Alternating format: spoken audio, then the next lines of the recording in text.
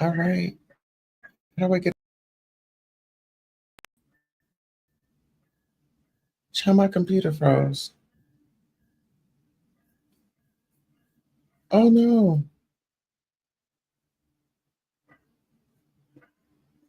What is? Okay. All right. Hopefully we're here. Are we here? Okay. Hey, how are you doing? Hopefully y'all can hear me. Oh, excuse me. All right, we are here. Child, thank y'all so much for being so patient with me. I have been busy running around. We got Miss Ariel Summers in here. Hey, Miss Ariel, how are you doing? Good to see you. Good to see you. Good to see you. Good to see you. All right, let's get into it. All right, so it seems like my comments are getting stuck, child. My comments are getting stuck. Okay, let me see. Y'all, can you please like, share, and subscribe to the channel if you haven't already, and tell somebody that we're live. Okay. Explosive revelations. Cassie's confidant testifies against P. Diddy as trial heats up. Welcome to our channel. This week marks the third week of the gripping Diddy trial. 59. As 55-year-old Sean Combs battles serious charges, including racketeering, conspiracy, and as trafficking offenses, the courtroom drama continues to unfold. Join us as we delve deep into the shocking case, analyzing court updates, key testimonies, and implications for the music industry.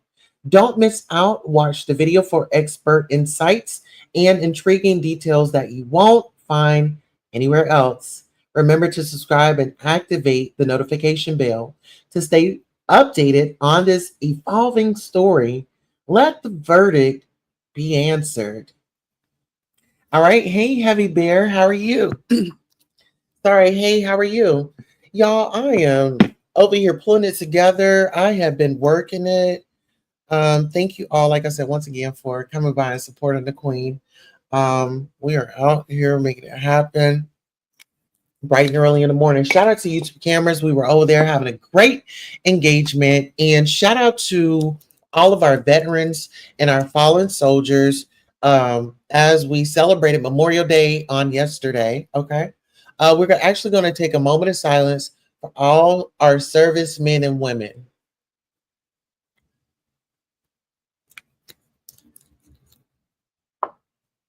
Oh.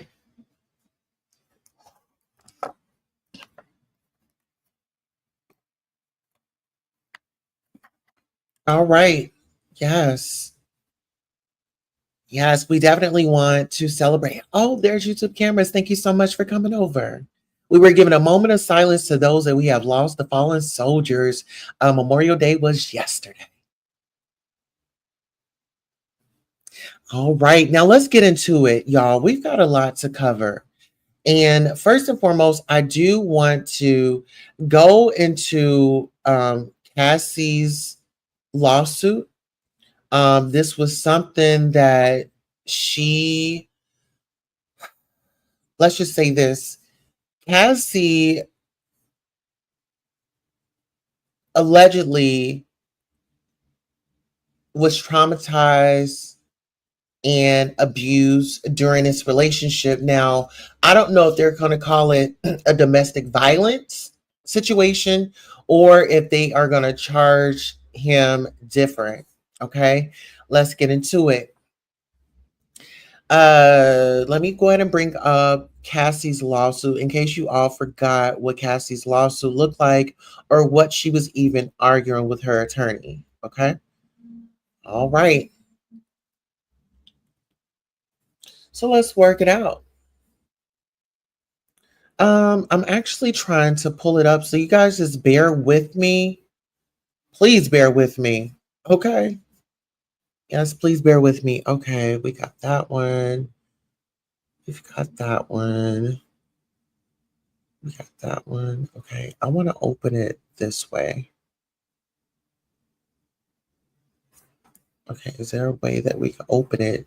I'm trying to open it in a way, y'all, but it seems like it does not want to. Okay, open a new tab. Okay, good. Still not doing it. All right, y'all, give me 1 second as I try to open up this document. I want to look at it a different way though. Let's see. We're just gonna have to do it this way. Forget it. Um,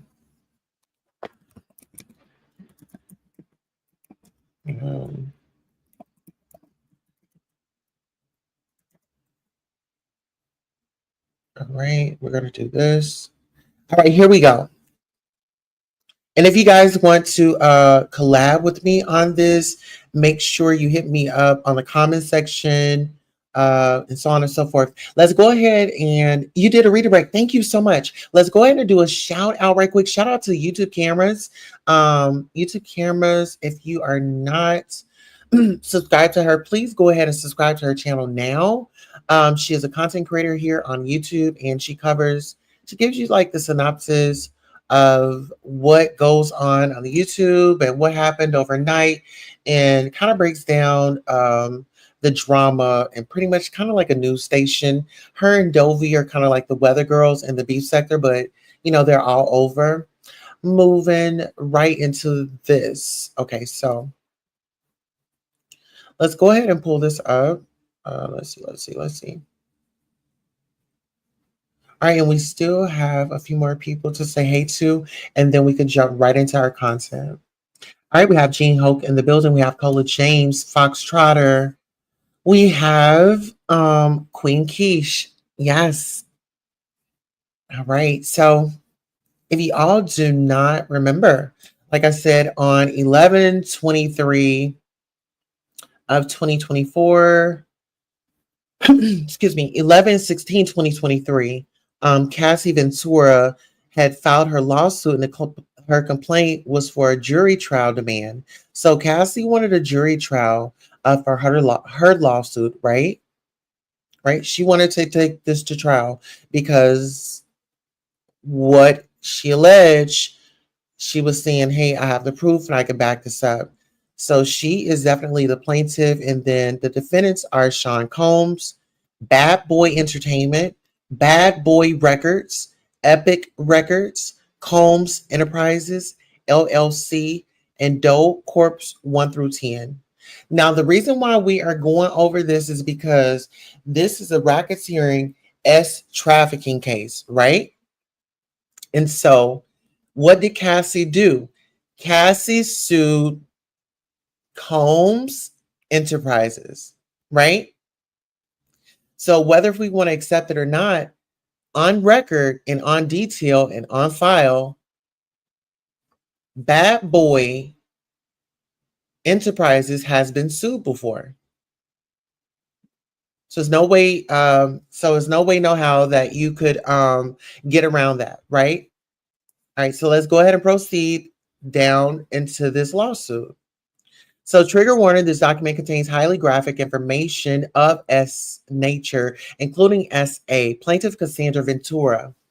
Ms. Ventura hereby alleges and for her complaint against defendant Sean Combs, Mr. Combs, Bad Boy Entertainment, Bad Boy Records, Epic Records, Combs Enterprises, LLC, and Doe Corporations 1 through 10, together defendant corporations, and together with Mr. Combs, defendants as follows. Preliminary statement. Number one, defendant Sean Combs is a rapper and record executive popularly known by his stage names Puff Daddy, P. Diddy, or Diddy. Mr. Combs came to fame in the early 1990s with his record label Bad Boy Records. He rose to prominence in the music and entertainment industry over the decades and is regularly referred to as a hip hop mogul. Number two, in 2022, Mr. Combs received the Lifetime Achievement Award at the BET Awards. During his acceptance speech, Mr. Combs stated, I have to give a special shout out, thank you, love to the people that was really there for me.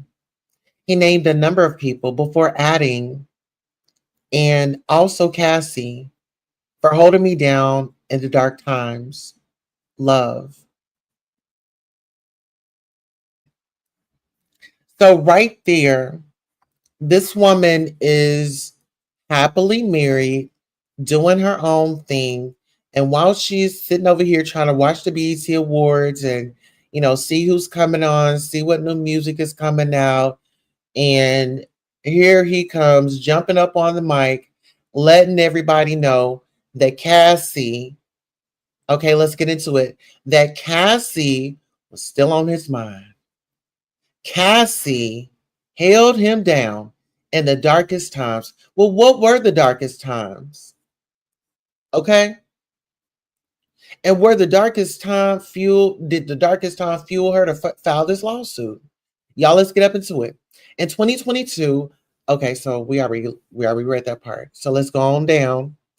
The truth, however, is that Cassie, Miss Cassandra Ventura, was held down by Mr. Combs and endured over a decade of his violent behavior and disturbed demands. For Miss Ventura, the dark times were those she spent trapped by Mr. Combs in a cycle of abuse, violence, and sex trafficking, among other violent and unlawful acts. Y'all ready for this? So let's do a trigger warning. YouTube cameras, if you're still here, please drop your channel in the chat. All right, let's get into it. So it says, Mr. Combs, Bulletin 1, raped Miss Ventura in her own home after she tried to leave him. Bulletin 2, often punched, beat, kicked, and stomped on Miss Ventura, resulting in bruises, burst lips, black eyes, and bleeding. Trigger warning, please, trigger warning, everyone. Blew up a man's car after he learned that he was romantically interested in Miss Ventura. Bulletin 4. Forced Ms. Ventura to engage in S acts with male S workers while master, and filming the encounters.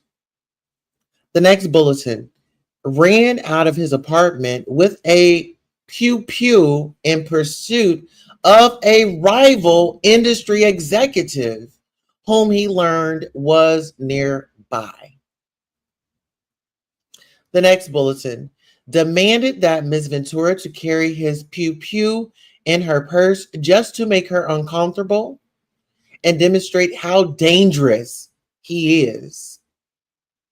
And the next bulletin, introduced Ms. Ventura to a lifestyle of excessive drinking and substance abuse and required her to procure illicit prescriptions to satisfy his own addictions.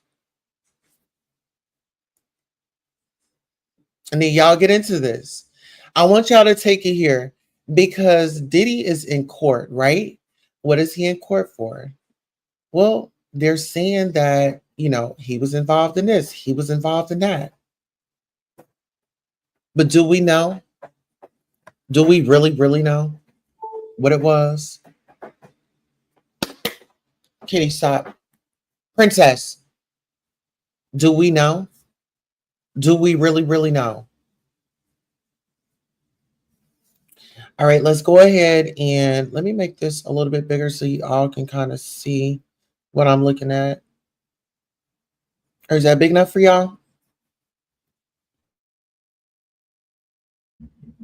Okay, here, actually, let me pull up this.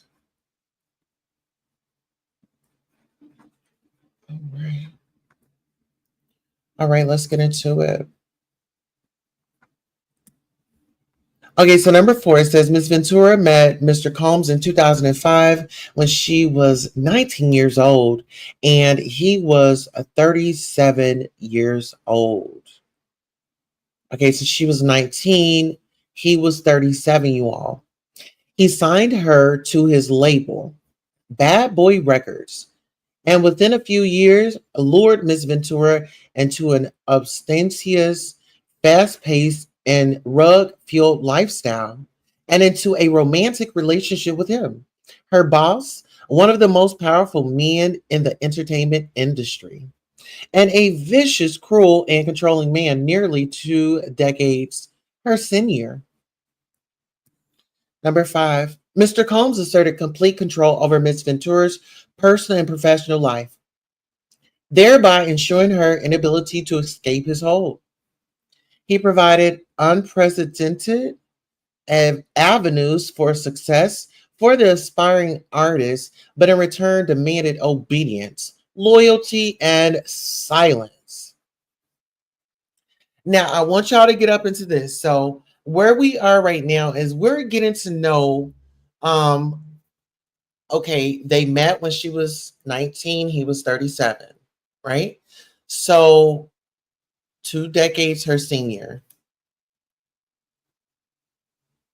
Pretty much what she said in her lawsuit is still what they are talking about in court today.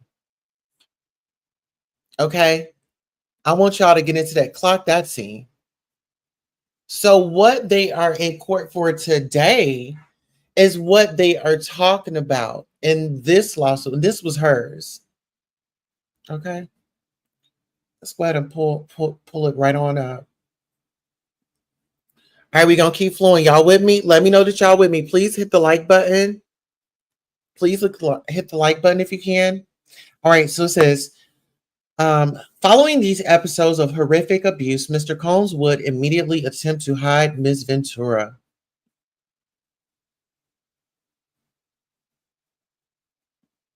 Okay. And the evidence of his violent rage. He often showered her with gifts following incidents of physical violence, a typical pattern of behavior by serial abusers. In addition to the physical assaults, Mr. Combs frequently reminded Ms. Ventura of his ability to cause serious harm, whether by requiring her to carry his pew pew in her purse or by blowing up the car of a musician that was romantically interested in Miss Ventura. Adding insult to injury, Mr. Combs used illegal substances and threats of violence to force Miss Ventura in repeated unwanted encounters with male S workers. So, ladies and gentlemen, if y'all been watching this Diddy's case, who has recently been up there to be interviewed? Now we have the S workers up there being interviewed. Now we have the S workers out here doing interviews with YouTubers, bloggers. Okay. Now the S workers, they didn't went on the stand there, and now they're making their press run around here. One of the S workers has written a book, the freezer meat. The freezer meat. It was something like that. But let's get back into these court documents. Okay, so over the years that Mr. Combs abused Ms. Ventura physically and sexually, she again and again tried to escape his tight hold over her life. Every time she hid, Mr. Combs' vast network of corporations and affiliated entities. Now you see how this is people in place. What they're saying is in this lawsuit, there was a network of corporations and affiliated entities, right? So there was somebody handling stuff. He couldn't do this all on his own. Okay, so it says Mr. Combs' vast network of corporations and affiliated entities found her, and those who worked for Mr. Combs's companies implored her to return to him. Okay, so there was a team that went out. I don't know who it was. Connections, communications, phone calls showing up. You got to get back to Mr. Combs. Many went as far as to explicitly state that her failure to return to Mr. Combs would hinder her success in the entertainment industry. When she believed that she had finally separated from her long-time abuser, she joined Mr. Combs for a dinner, after which he forced her into her home and raped her while she repeatedly said no and tried to push him away. Okay, so let's go ahead. Let's keep going.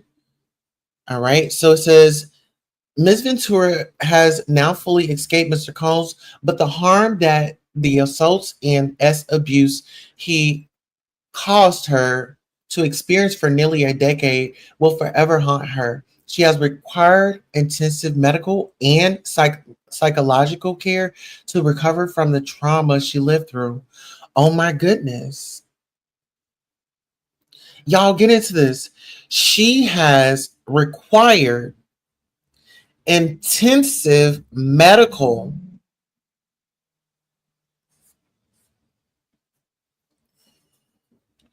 She said intensive medical. Do y'all remember when I was telling you all, well, I heard that she has sores in her mouth? I'm wondering if she's still having those sores in her mouth, so she have those breakouts and things like that. Because hey Cece, hey Queen 88, how are you doing? Good to see you. Thank you. Um, so yeah, we are actually we're gonna get down into it, okay? Um So we'll read that one more time and then we'll continue. She has required intensive medical and psychological care to recover from the trauma she lived through. She could she cannot, however, continue to live in silence about what she endured. Mr. Combs remains immensely powerful and immensely dangerous. Ms. Ventura therefore seeks justice for the decade of her life that Mr. Combs took away from her with threats of violence, excessive use of drugs, physical and psychological abuse, and sexual slavery. Accordingly, Ms. Ventura brings this action seeking injunctive, declaratory, and monetary relief against defendants in violation of federal trafficking laws. Clock it. So in her lawsuit, she was saying this is trafficking, this is that. This was in her lawsuit, y'all. So when it comes to her testifying in this trial, she had no choice. She spoke about it in her lawsuit. Oh, you've been sued before, and you've been sued for how many dollars? And this was so recently. Okay, so you got sued, and then now they want to pry into his record. And then they want to know what's going on. What is his track record? They're going to see that Diddy not only allegedly coerced Cassie and the others, he not only coerced Shine, who took the fall for him. And Shine has come out of his mouth and said, you know what, Diddy set me up. You know, he was given $1 million. You know what? That's a whole nother thing. But the people are wanting to know, is Shine going to testify? And so that's the reason why we're talking about it. But let's get back into this lawsuit. This is Cassie's lawsuit against Puff Daddy, P. Diddy, Mr. Love, Mr. Combs, whatever he was going by. All right. Let's see. Federal trafficking laws, 18 USC 1591, the New York State Human Rights Law, NY Exec Law 290. Okay, that. Okay, let's get down here to Jurisdiction Avenue. This court has jurisdiction pursuant to 28 USC 1331 and 1343, as this action asserts violations of 18 USC 159.1 EST SEQ, and therefore raises federal questions regarding the deprivation of plaintiff rights. The court has supplemental jurisdiction over plaintiffs' related claims arising under state and city law pursuant to 28 USC 1367A. Pursuant to 28 USC 1391B.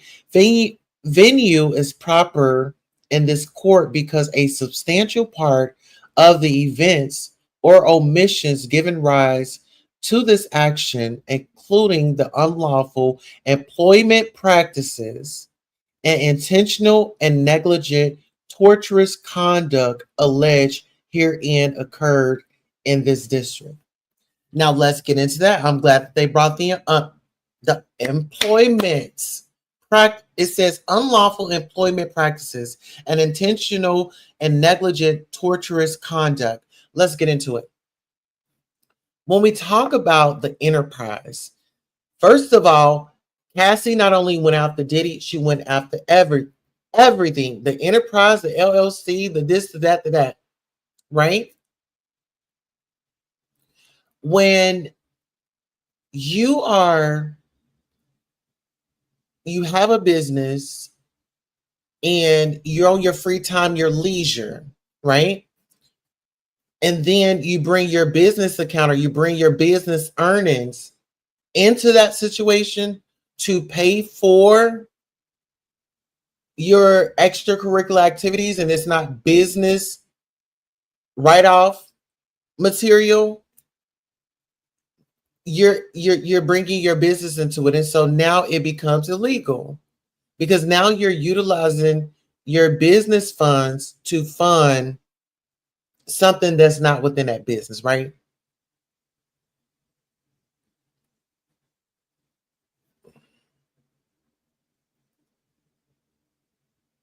You were negligent and it was torturous conduct, right? That was going on. This is alleged because we don't know anything to be true. Let's get into it. Let's get into the parties.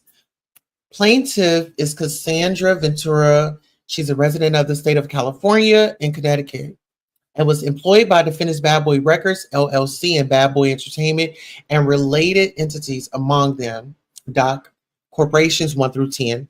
From 2006 to 2019, at all relevant times, herein Ms. Ventura met the definition of an employee and defendants under all relevant statutes. Now, get this. She was not only an employee, she was a girlfriend. She was not only an employee, she was a girlfriend. So you would think on the outside looking in, these two are dating. She's going to get the album. I mean, you would think that this would be like a Beyonce Jay-Z type of thing. You get what I'm saying? But it's not. She was actually pulled back and he got in front of the camera and he was gyrating and bouncing around and calling Fabulous daddy, telling him that he liked the way he did like that daddy, you know? But this is what she had to go through. And you know, I wonder if Fabulous is going to testify because, you know, that video of him on that radio station or wherever they were, it was cringe and it made me feel uncomfortable. And I was feeling uncomfortable for Fabulous, right? Because Diddy wanted to party with Fabulous. You know, they didn't like he want to party with him. You know what I'm saying? But anywho, let's go ahead and get into it. Defendant Sean Combs, upon information and belief, resides within the state of California at all relevant times herein. Mr. Combs met the definition of an employer of plaintiff under all relevant statutes. Defendant Bad Boy Entertainment is a music, media, and entertainment company founded by defendant Sean Combs, which includes the record label defendant Bad Boy Records, LLC, at all relevant times. Defendant was an employer or plaintiff within the meaning of all applicable statutes. So pretty much what they're doing right here is establishing she was an employee. This was her boss, you know, and under certain circumstances, you know, she couldn't leave. She was tied to him. Whether if it was because of her obligation to give him 10 albums, And the other one is like their relationship. As we saw throughout the years, the relationship was kind of like up, down, up, down. There was Miss Kim Porter in this situation, then there was Cassie, and then, and Diddy was Diddying. All right, so we have the factual allegations. Teenage Miss Ventura meets middle-aged Mr. Combs as her career begins. Ms. Ventura met Mr. Combs in late 2005 or early 2006 after Mr. Combs heard Ms. Ventura's first single playing in a club and expressed interest in signing her to his label, Bad Boy Records. At the time, Ms. Ventura was 19 years old. Mr. Combs was 37 years old. Within months, in February 2006, Ms. Ventura signed a 10-album deal with Mr. Combs' record label. So right there, she met him at 19. She's young, she's fresh, she's hot, you know? She's in her era. And who comes along? Diddy comes along. And he signs her, right? And as they said, at the time, Ms. Ventura was 19 years old. Mr. Combs was 37 years old. Within months, in February 2006, Ms. Ventura signed a 10-album deal with Mr. Combs' record label. Ms. Ventura's first album, Cassie, was released in August 2006, debuting at number 4 on the U.S. Billboard 200. To promote the album, Ms. Ventura made television appearances on MTV Total Request Live and BET 106 Park. Ms. Ventura suffered from significant performance and anxiety during these appearances, and press outlets were highly critical of Ms. Ventura's performances on these shows. Mr. Combs, however, sought to rehabilitate his newly signed talent, telling MTV News, "You could hear the nervousness in her voice. And to be honest, I kind of smiled at it because it made me really appreciate what I really love about her. She's a regular person. It just made me appreciate that she got nervous. And it was kind of cute to me, to be honest. You got to understand that success for her is coming out of nowhere. It's just so huge. And sometimes everybody handles it differently." While clearly par- partno- paternalistic and nothing that it was cute to him how regular Miss Ventura appeared, Mr. Combs' comments rang true to some extent. Upon signing with Bad Boy Records, Miss Ventura was quickly thrust into the spotlight and was unfamiliar with how to navigate her new celebrity status. Mr. Combs' recognition and the glorification of Miss Ventura's naive proved to set the groundwork for his manipulative and coercive romantic S relationship with Miss Ventura, a woman nearly two dates, a woman nearly 2 decades his junior. Within a year of signing with Bad Boy Records, Mr. Combs became deeply entrenched in Miss Ventura's life almost immediately, asserting possession and control over her, and inserting himself into all aspects of her career and her personal life. In November of 2006, Mr. Combs invited Ms. Ventura to perform his song, Come to Me, along with him at the MTV Europe Music Awards in Copenhagen, Denmark. After rehearsal for the performance, Mr. Combs walked around in a robe with a drink in his hand, flaunting his lavish party lifestyle to his label's newly signed artist. During hair and makeup leading up to performance, Miss Ventura hairstylist and Mr. Combs makeup artist told Miss Ventura that Mr. Combs was interested in Miss Ventura. Miss Ventura shrugged off the gossip and in fact expressed disgust given the large age gap between her and the president of her record label. Ooh, child. Emphasizing the age and power dynamic. Early on in their working relationship, Mr. Combs positioned himself as a father figure and protector of Miss Ventura.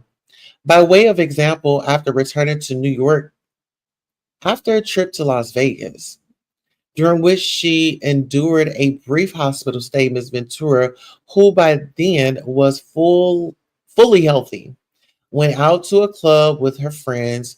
When Mr. Combs saw her out, he reprimanded her, telling her to go home and take care of herself. At the time, Miss Ventura thought her record label was looking out for her well being and that Mr. Combs had her best interest in mind.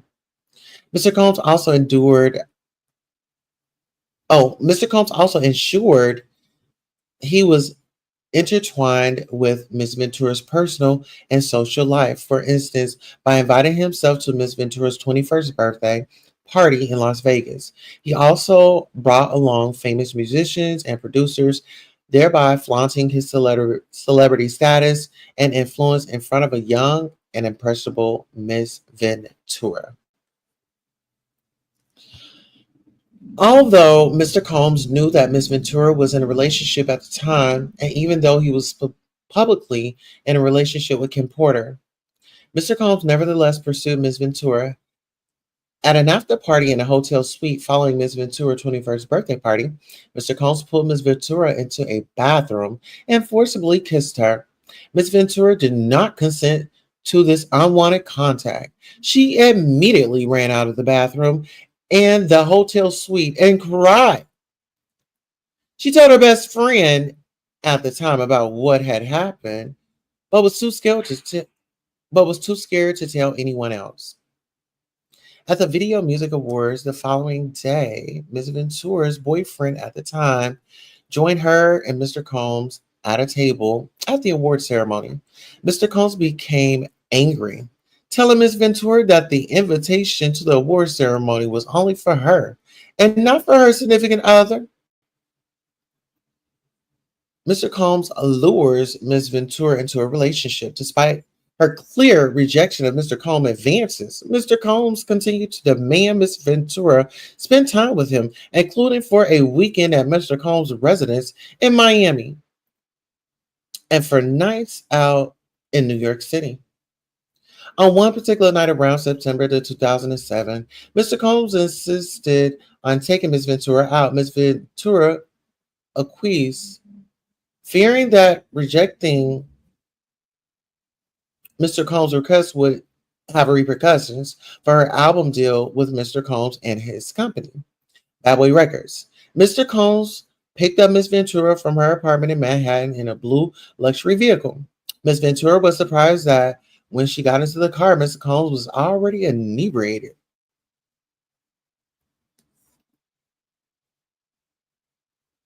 Okay.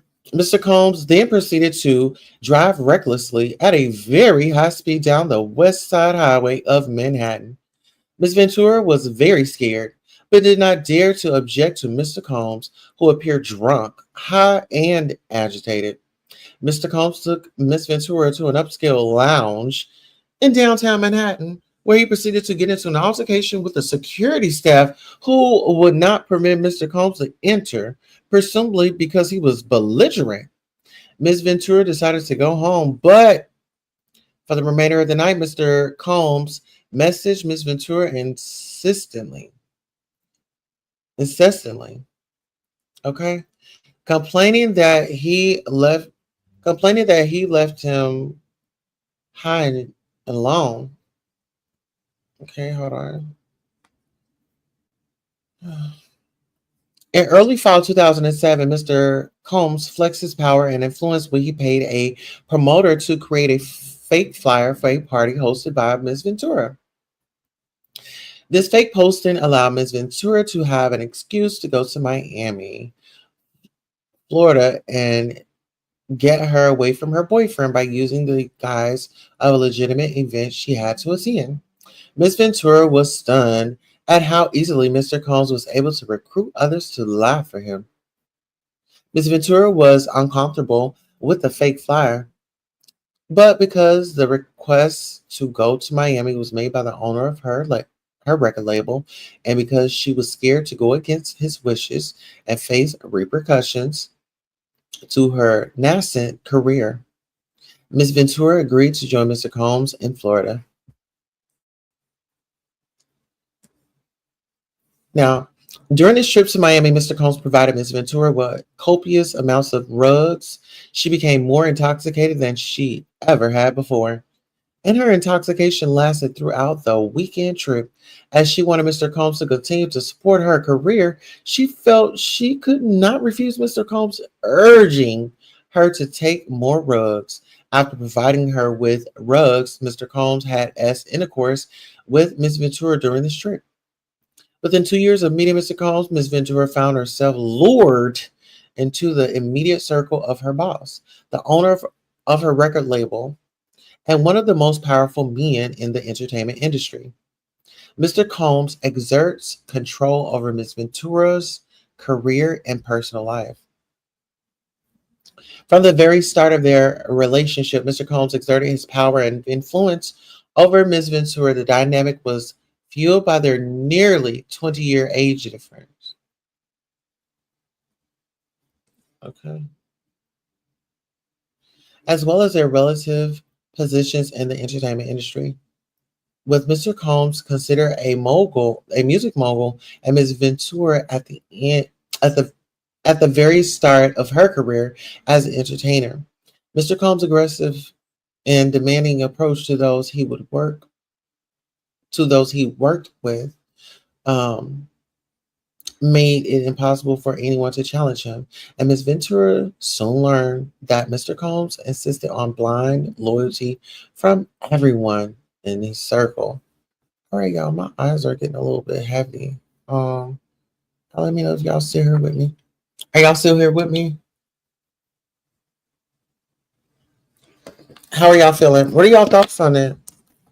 Tell me y'all thoughts on it. How are y'all feeling about this?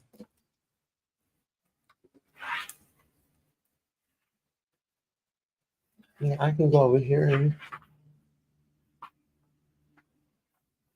Mhm. All right, y'all just bear with me. Just bear with me. All right.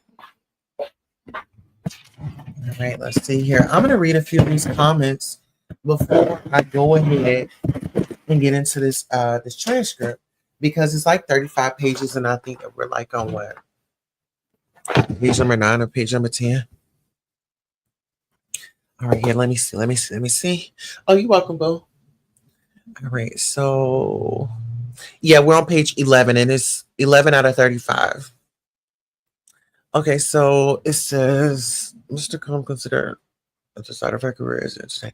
Okay, so it says Mr. Combs' aggressive and demanding approach to those he worked with made it impossible for anyone to challenge him, and Miss Ventura soon learned that Mr. Combs insisted on blind loyalty from everyone in his circle. Although Miss Ventura had saved up some earnings from her young modeling career, Mr. Combs' ostentatious display of wealth was intimidating to her. Mr. Combs paid for things with wads of cash and would repeatedly tell Miss Ventura, "Don't worry about it.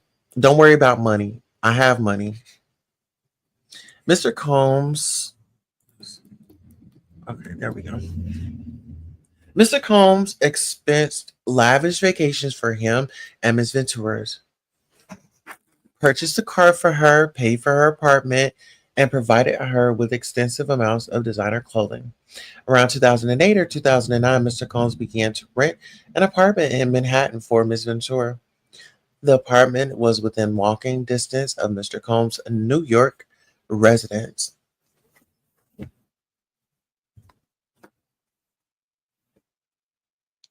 He first showed Miss Ventura the apartment by bringing her there along with her parents.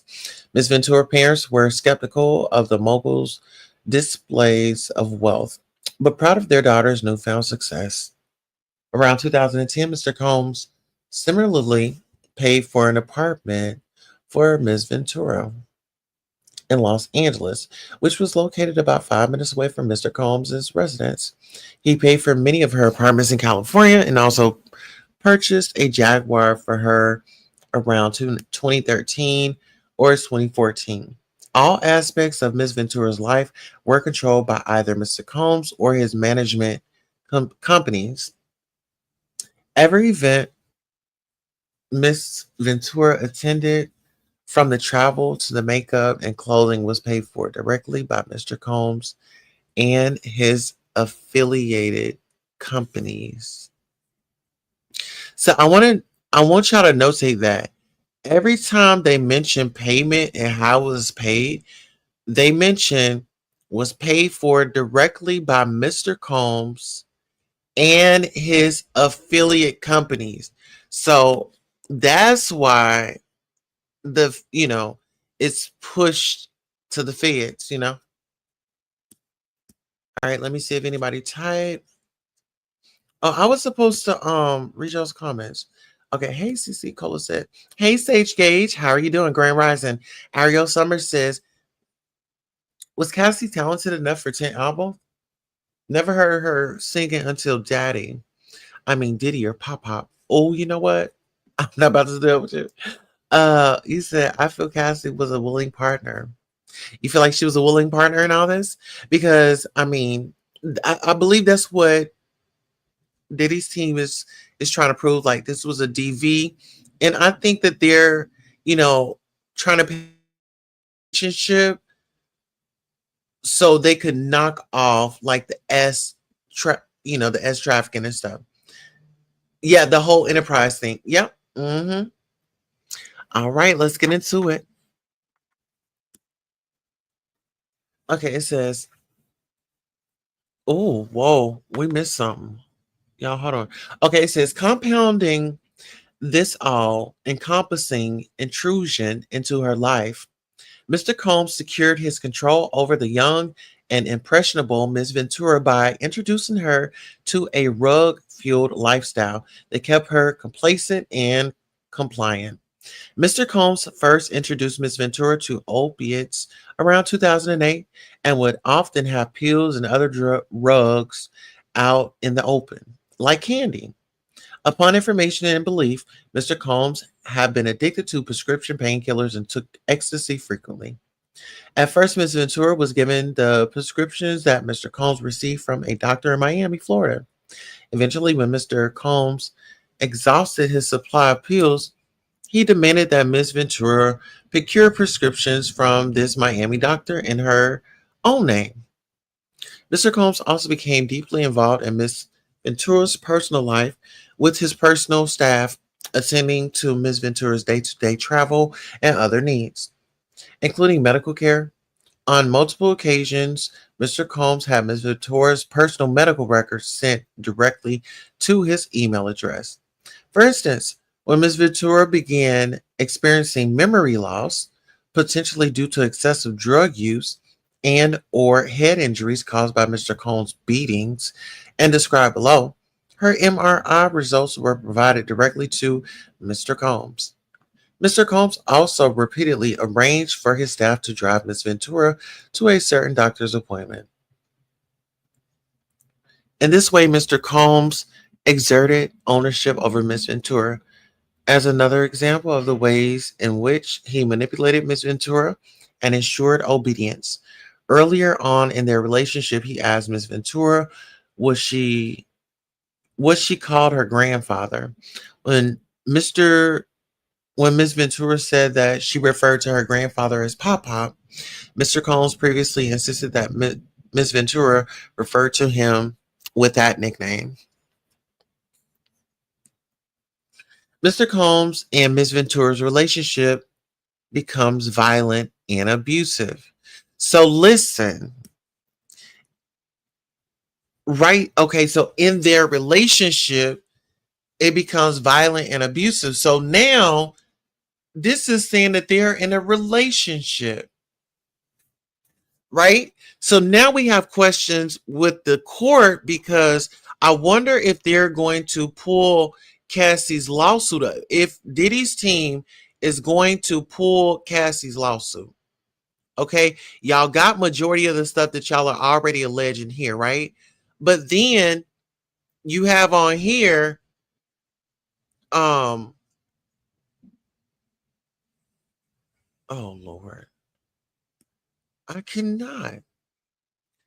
Like you have on here that y'all they are in a relationship, but now they're saying that she was as trafficked. But how would they be able to prove that? Like they're in a relationship. I'm just saying. I'm just going on with what's in black and white. So what's in black and white? It says Mr. Combs and Miss Ventura's relationship becomes violent and abusive. Okay. Let's read. What started as a whirlwind of celebrity meetings and rug and alcohol fueled parties, however, quickly turned frightening and violent.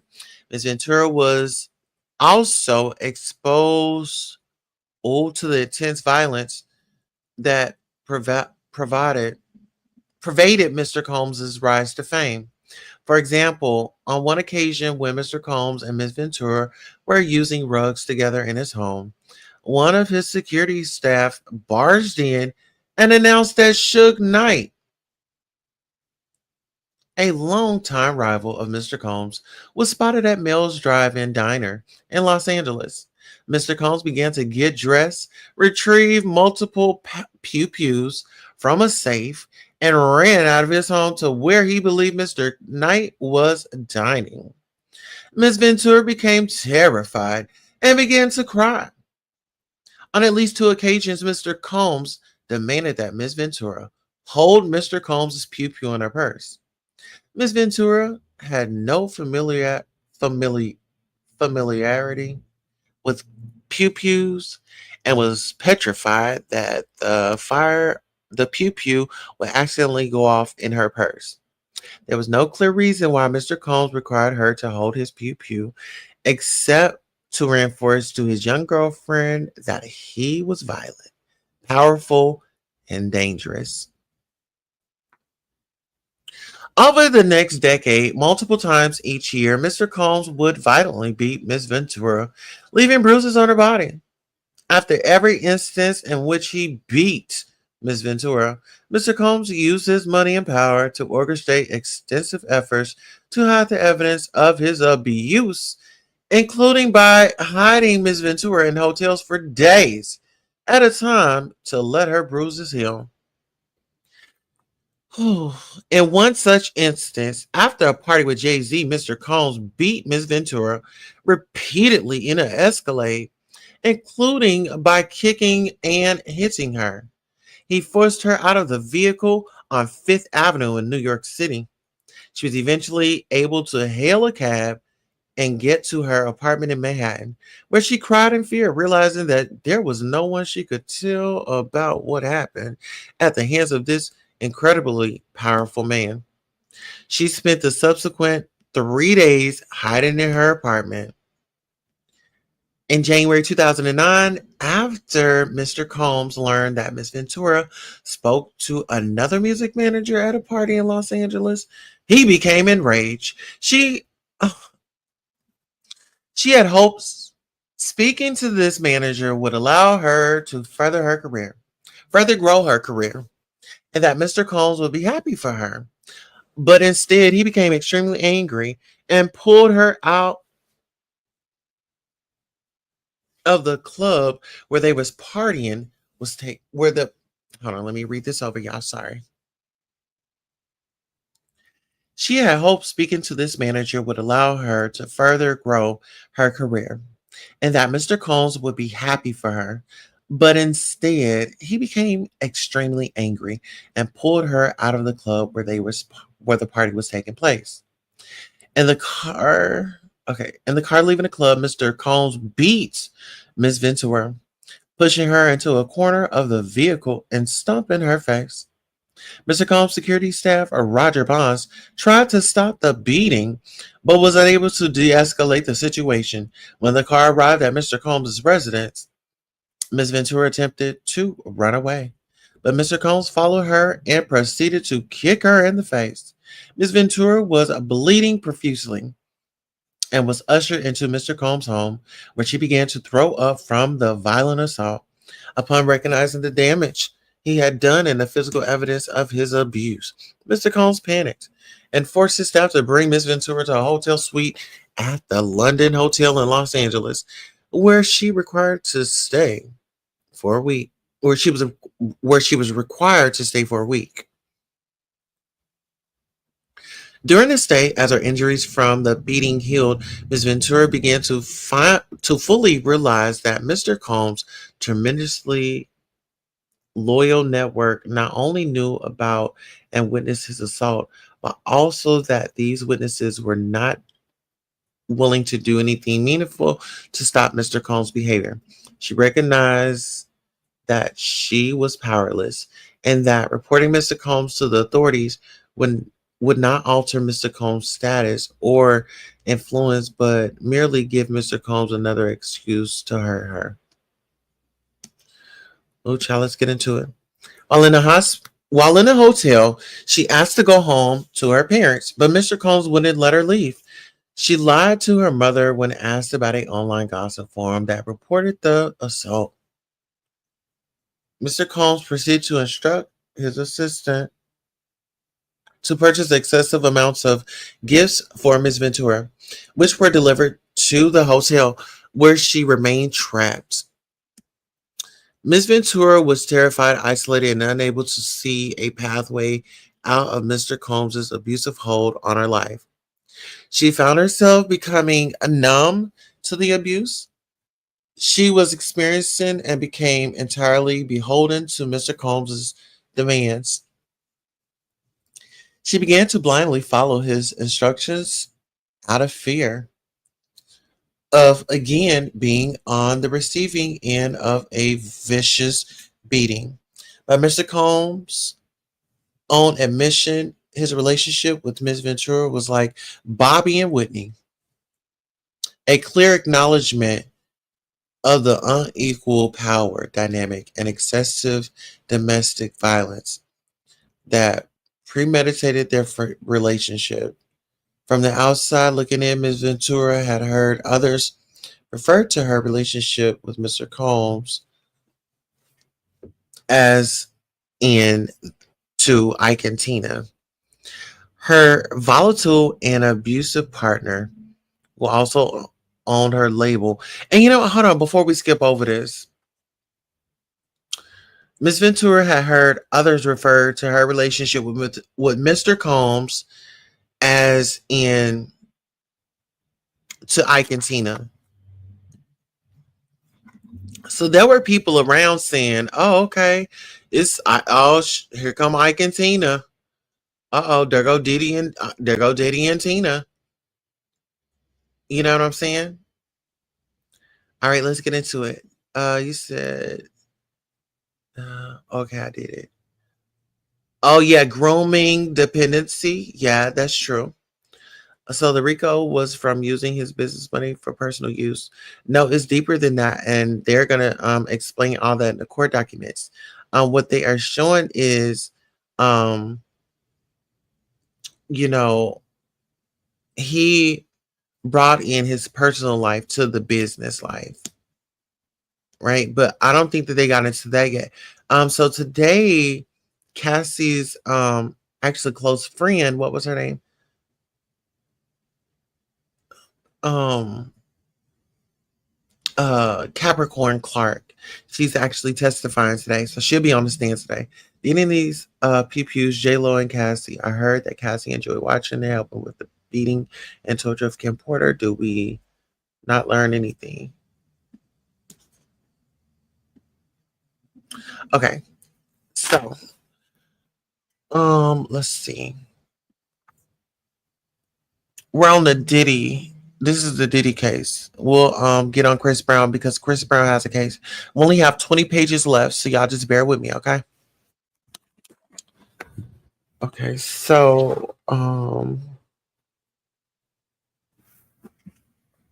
her volatile and abusive partner, who also owned her label and therefore held her future success in his hands, had fully exerted control over every aspect of her life. Mr. Combs forces Miss Ventura into S trafficking. Within a few months of beginning a romantic relationship with 40-year-old Mr. Combs, the 21-year-old Miss Ventura felt beholden to his whims and demands. Well, in New York City, Mr. Combs told Ms. Ventura that he wanted to engage in a fantasy of his called voyeurism. Mr. Combs said it would turn him on if he saw Miss Ventura with another ick. The first time Mr. Combs hired a man and brought the man to his home in Los Angeles, the man, Mr. Combs, and Miss Ventura wore masquerade masks and adjusted rugs. Okay, y'all, listen. I need to take me a little nap right quick. I feel like my eyes are getting heavy. My eyes are getting heavy. And I've had like a little coffee. I think I had like more coffee than I was what I'm supposed to because I know that I'm stuttering and stuff. So let me come back here in a little bit and we'll continue. We'll start back from page 16. So we're still on page 16, 16 out of 35, okay? I promise I will come back. All right, I'll be back soon. Thank you.